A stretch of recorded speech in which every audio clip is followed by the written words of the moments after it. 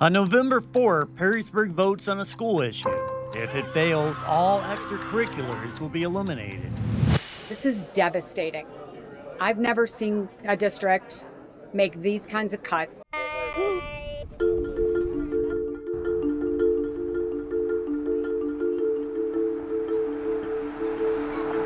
But it has happened before.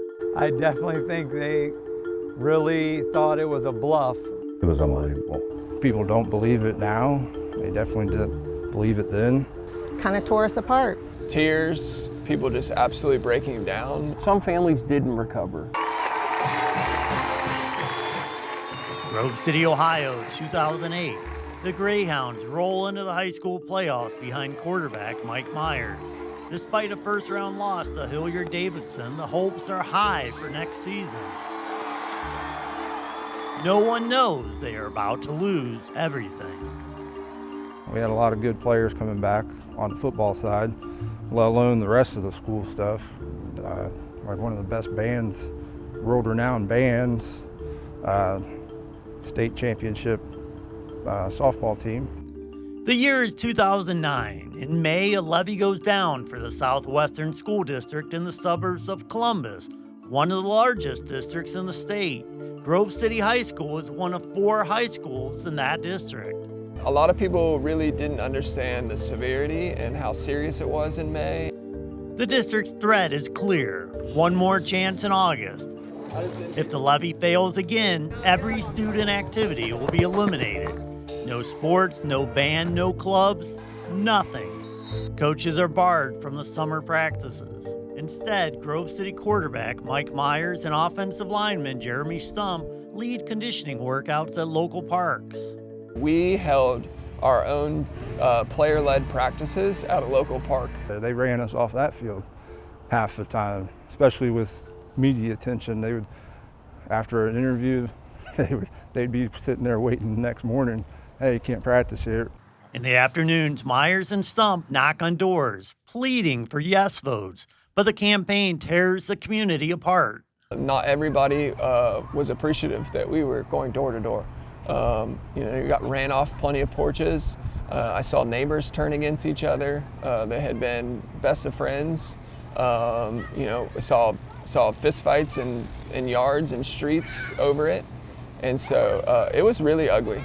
For such a tight-knit community, it was very ugly. And I'm more supportive of issue 47. Myers' dad, Mark, was the co-chair of the levy campaign. You were on side A or side B. So, we figured there were 40% of the people that were with us, there were 40% of the people that were against us. Those were the minds you weren't going to change. What we were trying to do is where's the 20%? On August 4th, the football team and other students and their parents gather in a church across from the school, watching as the votes come in.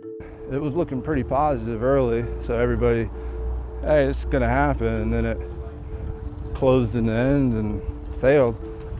And, that started a whole thing that, to be honest with you, I don't wish on anybody.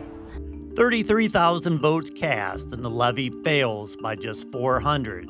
In an instant, dreams shatter. People just absolutely breaking down, disbelief. Some of your closest friends, you no longer went to school with them because the next day they were enrolling at a different school. Probably the next day parents were getting divorced to go to different schools. It's truly one of those things, unless you were a part of it, it's so unbelievable. I remember leaving the church the night that it failed, and I just went to my house and I went on like a 5-mile run just to try to clear my brain of what just happened, and I could only imagine what those kids were going through. We had a tough walk that night after it failed in August. We walked from the church where the results were brought in, right past the football field on the way home, and I'm like, wow, this probably wasn't the way to go home, because he had grown up right behind the football field, and he said, Dad, I'm going to be a quarterback there someday. For Jeremy Stump, he makes a call at 10:30 that night, a call he was hoping he would never have to make. At 10:30, I called a head coach that I visited with, which just so happened to be Grove City Christian across the street. And I said, I'll see you in the morning. And I pulled up to a high school football field that wasn't mine and started football practice. For those who stay, student activities don't just end, they vanish overnight. We lost student council, we lost National Honor Society, we lost, like I said, the band, homecoming. The doors shut every day at the school at 3:30, and we got out, I think, at 3:20. I think they tried to keep school as normal as they could, but after school, like, kids couldn't go to the track and run, tennis courts were locked, the baseball field was locked. When you look at the school at 3:30, 4 o'clock, there's not a car in the parking lot, and that's really odd to drive by there and see nothing. The entire town changes. You started to see kids starting to transfer out of our school district for those reasons, which was kind of shocking, you know, especially the kids who, you know, not only they were going to those high schools, but their parents went to that high school as well. The fallout is devastating. Some seniors become emancipated minors, couples separate, homes impossible to sell, desperate to get their children into other districts. Athletes from troubled homes lose their only escape. Some of those kids that lost that high school football season not only lost the ability to play with those teammates, but just got lost in life. I mean, some of Mike's classmates ran into some difficulties, and I think it's because they didn't have that structure. Mike Myers stays at Grove City, goes on to play baseball at Ole Miss, and becomes a major league pitcher for 8 seasons. Jeremy transfers to Grove City Christian, makes the playoffs, and plays college football. And hopefully we'll have your support come tomorrow. A levy passes in November 2009, bringing back the lost programs. The next time when it passed, oh man, that was a night to remember.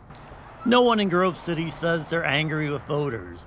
Some of their neighbors simply couldn't afford new taxes, and they all agree school funding is a broken system in Ohio. But every person interviewed says that August night changed them, and they lost something that can never be recovered. Every year you look forward to your child being that senior and doing the extra special things that you do when your kids become seniors, and you know, it was taken away from us too. It was surreal. It was humbling. You were forced to grow up as a 17 or 18-year-old very quickly, and realizing how, you know, there's a lot of things in life that aren't in your control and definitely aren't fair. The scars have mostly healed. On Friday nights this fall, the stands are full again in Grove City. The Greyhounds are back in the playoffs, and the Myers and Stumps are still in the town they call home. I love living in Grove City. I chose it when I moved back here years ago. Grew up in the North End, but I chose Grove City because of the community and so forth. You still have those thoughts and everything, but I think it has healed. And to say that it's healed stronger, I don't know who's gonna, you know, say that, but I say that we're back up to the community that we were, but look how many years it's been.